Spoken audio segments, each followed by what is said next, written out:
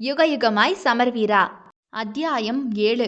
அகல்யா அப்படியே திகைத்து போய் தன்மேல் படர்பவனை தள்ளிவிட பார்த்தாள். அவளால் முடியவே இல்லை. என்ன நீ உன் பலத்தால என்னை கீழடக்க பார்க்குறியோ? அப்படித்தானே? நான் ஒன்றும் உன்னை பார்த்து பயந்து மிரளலாம் மாட்டேன் என்று அவனது கண்களையே பார்த்திருந்தாள். அவனும் இப்போது திரும்பி பார்த்தான். அதில் என்ன கண்டானோ அப்படியே அவளது உதடுகளை வேகமாக கவ்விக்கொண்டான். தன்னுடைய உதடுகளை அவளது உதடுகளோடு மோதவிட்டு சுவைக்க ஆரம்பித்து விட்டான். அவளது மாதுளை உதடுகளோ அந்த சிகரெட் பிடித்து கருத்து போன உதட்டிற்கும் அவனது நாவிற்கும் சுவை நரம்புகளை தூண்டிவிட்டதோ என்னவோ. அப்படியே ஆழ்ந்து முத்தம் கொடுத்து கொண்டிருந்தான். அவனிடமிருந்து இதை அவள் சற்றும் எதிர்பார்க்கவே இல்லை. அவள் நினைத்தாள், அடிப்பான், சண்டை போடுவான், வெளியே போ என்று தள்ளிவிடுவான் என்று. அவள் ஒரு கற்பனையின் நம்பிக்கையில் அவனை எதிர்க்க அவனோ அவளை ரசித்து முத்தமிட்டு கொண்டிருக்கிறான். அவனிடமிருந்து தன்னுடைய உதடுகளையும் தன்னையும் மீட்க போராடியவள் அவனது தலைமுடியை பிடித்து இழுத்து தோளிலேயே அடித்தாள். அந்த கர்லாக்கட்டை உடம்பிற்கு இவள் அடியெல்லாம் ஒன்றுமே செய்யாது என்பது போல அவளுக்கு ரொம்பவே கைகள்தான் வலியெடுத்தது. அவளுக்கு புரிந்துவிட்டது இவனை தன்னால் எதிர்க்க முடியாது என்று. முடிந்த வரையும் அவனிடம் போராடித்தான் பார்த்தாள். ஆனால் முடியவில்லை. அவளோ தளர்ந்த பின் மெதுவாக அவளிடமிருந்து உதடுகளை பிரித்தெடுத்து கொண்டான். அடுத்த செகண்டே அவனது கன்னத்தில் பலார் என்று அறைந்திருந்தாள். உனக்கும் எனக்கும் என்னடா சம்மந்தம் இருக்கா? எந்த உறவும் சம்மந்தமுமே இல்லாத ஒருத்திய முத்தமிடுறதுக்கும் இப்படி செய்யறதுக்கும் உனக்கு வெக்கமா இல்லை? இல்லை, எதுக்குடி வெக்க பண்ணுவா? பொய் சொல்ல முடியாது, கையெழுத்து எப்படி போடுறதுன்னு அர்த்தராத்திரியில வந்து பேசினதானே? என்னால தான் உன் லாயர் ஐடியா அவனுங்க கிட்ட பிடுங்கி வச்சிட்டானுங்க. அவனுங்க கிட்ட அடகு வச்சுக்கிட்டேன்னு சொல்லிட்டு இருந்த, வந்து சண்டை பிடிக்கிற. இப்போ இனி உனக்கும் பிரச்சனை இல்லை, எனக்கும் பிரச்சனை இல்லை என்று மீண்டும் மீண்டுமாக அவளது முகத்தை பிடித்து கன்னங்களை அழுத்தி உதட்டோடு உதட்டை மோதவிட்டான். அவளுக்கு அது அருவருப்பாகவே இருந்தது. முகத்தை சுளித்து கண்ணீரோடு அவனுடைய உடல் பலத்திற்கு முன்பாக தன்னால் சமாளிக்க முடியாது என்கின்ற பயம் தானாகவே வந்திருந்தது. அதனால் இன்னும் வேக வேகமாக அவனை அடித்தாள். அதை பார்த்தவனோ அவளது ஒற்றை கையை பிடித்து கொண்டான். ஆனாலும் முழுதாக முத்தமிட்டு முடித்தே அவளது உதடுகளை விடுவித்தான். சீச்சி, பொறுக்கிடா நீ. கொலகாரன்னு தான் நினச்சிக்கிட்டு இருந்தேன். இப்போ பார்த்தா பொம்பளை பொறுக்கியாவும் இருந்திருக்க. ஏதோ அன்னைக்கு நல்லவன் மாதிரி உன்னெல்லாம் பார்க்க மாட்டேன், ட்ரெஸ்ஸை கழட்டி மாட்டேன்னு சொன்னேன்.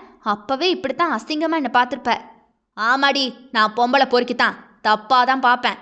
இப்போவும் தப்பாக தான் உன்னை மேலேருந்து கீழே வரைக்கும் பார்க்குறேன், போதுமா என்று அவளை பார்த்தவனோ அப்படியே அவளது சுடிதாரின் துப்பட்டாவை இழுத்த இழுப்பில் அது மொத்தமாகவே டாப்பினையும் சேர்த்தே கிழித்து கொண்டு அவனது கையில் வந்திருந்தது. அகல்விழி இதை சற்றும் எதிர்பார்க்கவில்லை. சட்டென்று தன்னுடைய கையை வைத்து நெஞ்சினை மறைத்து கொண்டு கட்டிலில் திரும்பி படுத்து கொண்டாள். அவளது நிலையை இப்போது யார் பார்த்தாலும் கூட உடனே சொல்லிவிடுவார்கள் அங்கு உள்ளே என்ன நடந்திருக்கும் என்று. அப்படி அலங்கோலமாகவே கிடந்தாள். அதை பார்த்தவனுக்கே ஒரு மாதிரி இருந்தது. பட்டென்று அவளிடமிருந்து விலகி எழுந்தவன் பெட்ஷீட்டை தூக்கி அவள் மீது போட்டுவிட்டு கதவை திறந்தான். அங்கே வெளியே பாவமாக உட்கார்ந்திருந்த திவாகரையும் தனுஷையும் பார்த்தவனுக்கே ஒரு மாதிரியாகிவிட்டது. அவளை என்ன பண்ண என்று கேட்கவுமே வாசுதேவனும் அனிதாவும் உள்ளே ஓடி வந்திருந்தனர். இதை யாருமே எதிர்பார்க்கவில்லை. வாசுவிற்கு அவள் இங்கேதான் வந்து ஏதும் சண்டை பிடித்திருப்பாளோ என்று நினைத்துத்தான் வந்தனர். அவர்கள் வந்து வெளியே சத்தமிட்டு ஆட்களை கூட்டி அதன் பின்புதான் வாட்ச்மேன் கதவையே திறந்தான். அவர்கள் இங்கே மகளை காணவில்லையே என்று பதறிப்போய் வந்தனர். அகல் எங்க கடத்திக்கிட்டு போய் வச்சிருக்கீங்க? ஒரு பொம்பளை பிள்ளையை இப்படித்தான் தூக்கிட்டு வருவீங்களா என்று கேட்டுக்கொண்டே தேடிக்கொண்டிருந்தனர். அவரது சத்தத்தை கேட்டு உள்ளே இருந்து ஓடி வந்த அகலை பார்த்தவரோ அப்படியே பயந்து பதறிப்போய் நின்று விட்டார். அங்கு அவர் முன்பாக தலை களைந்து போய் போர்வையை போர்த்தி கொண்டு வந்து நின்ற மகளை பார்த்ததுமே, ஐயையோ, என் மகளோட வாழ்க்கையையே கெடுத்துட்டீங்களேடா படுபாவிகளா, நீங்களாம் நல்லா இருப்பீங்களாடா, நாசமாத்தான் போவீங்க என்று அழுதவரோ மகளை கட்டி கொண்டார். ஏற்கனவே அவன் செய்த செயலை நினைத்து அவனுக்கே கேவலமாக இருக்கவும் நேராக எதுவுமே சொல்லாமல் திவாகரின் அருகில் சென்று நெற்றியை தடவிக்கொண்டு அமர்ந்து விட்டான். ஆனால் அவன் செய்யாத ஒன்றை செய்தான் என்று சொல்லிக்கொண்டு அனிதா அழுது கொண்டிருக்கிறார் என்பதை கவனிக்காமல் விட்டுவிட்டான். அங்கே வெளியே நின்றிருந்தவர்களும் கூட, இவனுகளா ரவுடி கும்பல் தானே, என்ன வேணும்னாலும் செய்வானுங்க இவனுகளா, இவ்வளவு நாளும் இது மட்டும்தான் இல்லாமல் இருந்துச்சு, இதையும் தொடங்கிட்டானுங்க போல கரகம் பிடிச்சவனுங்க என்று ஆளாளுக்கு பேசி கொண்டிருக்க யார் போலீஸிற்கு ஃபோன் பண்ணியதென்றே தெரியாமல் ஃபோன் செய்து விட்டனர். அனிதா அழுது கொண்டிருக்க போலீஸ் உள்ளே நுழைந்தது. இதை யாருமே எதிர்பார்க்கவில்லை. வாசுதான் அனிதாவின் கையை பிடித்து இழுத்து, அம்மா சும்மா சும்மா சத்தம் போடாதம்மா, நீ பண்ண அலப்பறையில தான் இங்கே கூட்டிகிட்டே வந்தேன். இவனுங்க கொலகாரனுங்க தாம்மா, நம்ம பாப்பாவை கொன்னாலும் கொன்றுவானுங்க, அமைதியாக போயிட்டான் வா. அது எப்படிடா அமைதியா போக முடியும் சொல்லு? என் மக வாழ்க்கையையே இப்படி நாசம் பண்ணிட்டான். என் கண்ணு முன்னாடி இவ எப்படி நிக்கிறா பாரு. அதற்குள்ளாக உள்ளே வந்திருந்த இன்ஸ்பெக்டரோ, என்ன ஜெய், பெரிய நியாயவாதி மாதிரி ரவுடி தொழிலையே கட்டுக்கோப்பா நடத்திட்டு எந்த கரையும் படாம தப்பிச்சிட்டு இருந்தீங்க. இப்ப என்ன, உங்களையே கட்டுப்படுத்த முடியாம பொண்ணு அழகா இருந்ததும் தொட்டுட்டீங்களா என்று அவள் நின்றிருந்ததை பார்த்து ஒரு மார்க்கமாகவே கேட்டார். அதிலே அனிதாவிற்கு அடி வயிறெல்லாம் மகளை நினைத்து கலங்கி போயிற்று.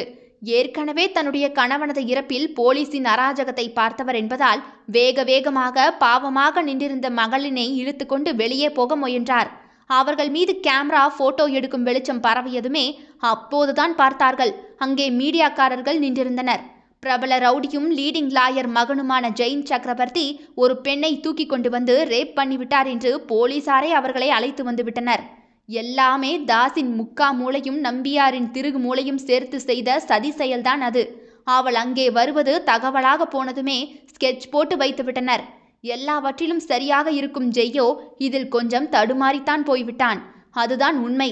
எதனால் இந்த தடுமாற்றம் என்று உணர்ந்துதான் செய்தானா? இன்ஸ்பெக்டரின் பார்வையை உணர்ந்தவளோ சட்டென்று அதே அறைக்குள் வேகமாக நுழையவும், ஐயோ, இவள் ஏதும் செய்து விடுவாளோ என்று பயந்து போய் பதறி யாரையும் கண்டு கொள்ளாமல் அடுத்த நொடியே அதே அறைக்குள் அவனும் நுழைந்து விட்டான். அனிதாவோ மறுபடியும் என் மகளை ஏதோ செய்ய போகிறானோ என்று கதவை தட்டினார். எல்லோருமே கதவை தட்டி உடைக்க முயன்றனர். அங்கே திவாவிற்கும் தனுஷிற்குமே அடுத்து என்ன செய்ய வேண்டும் என்று இந்த விஷயத்தில் தெரியவில்லை என்பதால் கதவின் அருகே வந்து ஜெய் ஜெய் என்று கத்திக் கொண்டிருந்தனர். அகல்விழியோ உள்ளே சென்றதுமே அவள் பின்னாகவே சென்ற ஜெய்யோ அவளை இறுக்கமாக பிடித்து கொண்டவன், என்னடி பண்ண போற? அதான் நான் உன்னை ஒண்ணுமே செய்யலையே, அப்புறம் எதுக்கு தற்கொலை செய்ய போற? என்னது தற்கொலையா என்று அப்போதுதான் யோசித்தவள், பொம்பளை பொறுக்கி கொலகாரன் நீயே உயிரோடு இருக்கும்போது நான் ஏண்டா சாகணும்? ஏன் தற்கொலை பண்ணிக்க போறேன்? விட்ரா என்ன, விட்ரா என்ன என்று அவளும் துள்ளி துள்ளி அவனிடமிருந்து விலகிவிட பார்த்தாள். ஆனால் அது முடியாது. அவள் மேலிருந்த பெட்ஷீட் கீழே விழுந்து அவளது உடல் பளிச்சென்று அவன் கைகளுக்கும் கண்களுக்கும் பதமாகவே தெரிந்தது. அவளது அங்கத்தின் ஸ்பரிசம் உணர்ந்து அவளை விடுவித்து விலகி நின்றான். அவளது கண்ணில் கோபம் இருந்தது. தன்னை விட்டு விலகி நின்றவனின் நெஞ்சில் கையை வைத்தாள். ஏதோ அவள்தான் பெரிய ரவுடி போன்று நின்று நெஞ்சில் கையை வைத்து தள்ளினாள். என்னடா நினச்சிக்கிட்டு இருக்க நீ? என்னை பற்றி நீ என்னதான் நினச்சிக்கிட்டு இருக்க? நான் வக்கீல்டா. நீ தொட்ட அப்படியே நானா தூக்கு போட்டுட்டு சாவேன்னு நினச்சிக்கிட்டியோ? யாரடா சொன்னது உனக்கு நான் தற்கொலை பண்ணிக்க போறேன்னு? எது நடந்தாலும் கில்லி மாதிரி நான் எழுந்து நிற்பேன்டா. நான் கெத்துடா என்று எந்த நேரத்தில் என்ன உதார் விட வேண்டும் என்று தெரியாமல் உதார் விட்டு கொண்டிருந்தாள் அவள். ஆனால் அவனது கண்களுக்கு அவள் காமெடி பீஸாகத்தான் தெரிந்தாள். இந்த லூசு இவ்வளவு நடந்ததுக்கு அப்புறமாவும் அடங்கவே இல்லை பாரு. வெளியே வேற போலீஸ்காரனுங்க நிற்கிறானுங்க, குடும்பம் நிற்குது. அடுத்தென்ன பிரச்சனையாகும்னே எனக்கு தெரியல.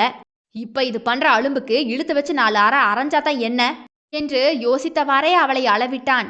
அழகான செப்பு சிலை உருவம் கொண்டு தன் முன்னாக நிழலாடுதோ என்பது போன்று அளந்து வைத்த அங்கங்களோடு பளிச்சென்று சந்தன நிறத்தில் மேலிருக்கும் உள்ளாடையுடனும் பேண்டுடனும் நின்றிருந்தவளை அவனது கண்கள் கொஞ்சம் கொஞ்சமாக ரசிக்கத் தொடங்கியிருந்தது. அவனது கண்களில் கோபம் மறைந்து சிறிது காதலா என்று புரியாத ஒரு வேறான பார்வை வெளிப்பட்டது.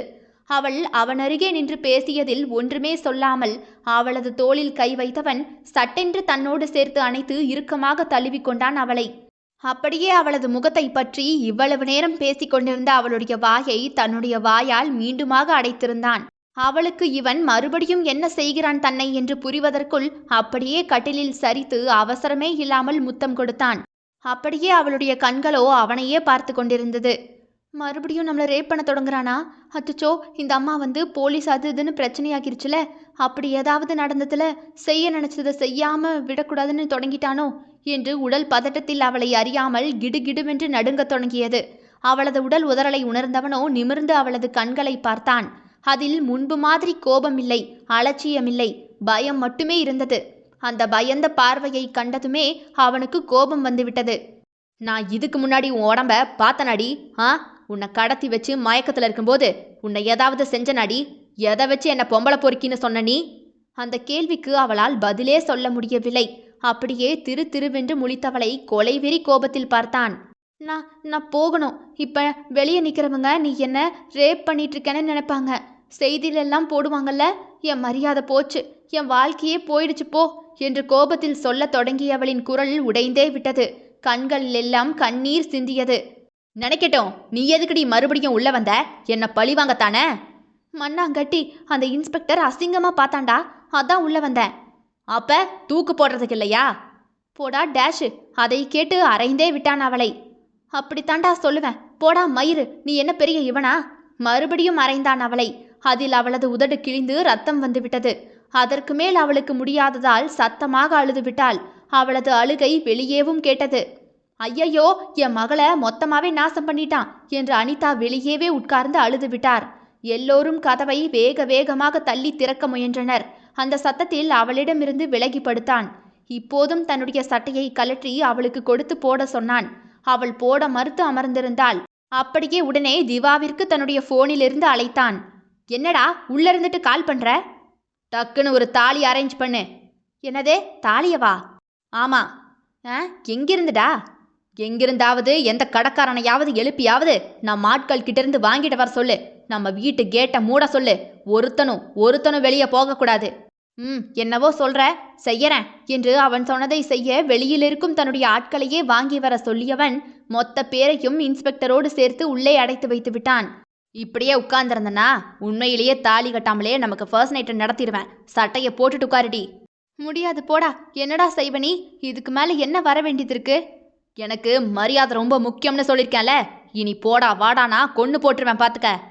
அப்படிதாண்டா சொல்லுவேன் என்று வாயை திறக்கவுமே அவளது கழுத்தில் குனிந்து முத்தமிட்டு அவளது தோளை தொட்டு தன் பக்கமாக சாய்த்து அவளை இறுக்கமாக, மிகவும் இறுக்கமாக கட்டிக்கொண்டு அப்படியே அமர்ந்து விட்டான். என்ன பண்ற நீ என்று அவனது முத்தத்தில் உளறியவாறே கேட்டாள். அவன் பதிலே சொல்லாமல் கழுத்திலிருந்து உதட்டினை கீழாக கொண்டு வந்து பயணித்து அவளோடு ஒன்றிக் கொண்டிருந்தான். அவளும் எதற்கு அவனோடு ஒன்றினாள் என்றே தெரியாது. இரண்டும் சண்டை கோழிகளாக சிலிர்த்து கொண்டு நின்றவர்கள் அமைதியாகவே இருந்தனர்.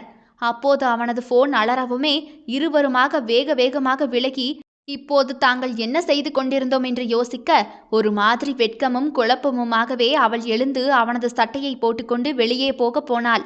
அவளது கையை பிடித்து தன்னோடு சேர்த்து பிடித்து கொண்டே போனில் பேசியவாறே வெளியே வந்தான். அங்கே ஆதீசனோ திவாகரோடு நின்று கொண்டிருந்தான். அப்படியே அவனது கையில் இருந்ததை வேகமாக வாங்கி தன்னோடு வந்தவள் உணரும் முன்பாக வேகமாக அந்த தாலியை அகல்விழியின் கழுத்தில் கட்டினான். அவளோ என்னடா நடக்குது இங்கே என்று குழப்பத்திலும் பயத்திலும் இருந்தவளுக்கு அவன் அவள் கழுத்தில் தாலி கட்டுகிறான் என்றதுமே அப்படியே கண்கள் சொருகி மயங்கினாள். தன்னுடைய மனைவி அகல்விழியை இப்போது தன்னுடைய கைகளில் தாங்கியிருந்தான். தொடரும். இதனுடைய அடுத்த அத்தியாயம் நாளை மாலை 5 மணிக்கு வந்துடும். கேட்க தவறாதீர்கள் மக்களே. யுக யுகமாய் சமர்வீரா. விடை பெறுகிறேன். நான் உங்கள் ஆர்ஜே தியா.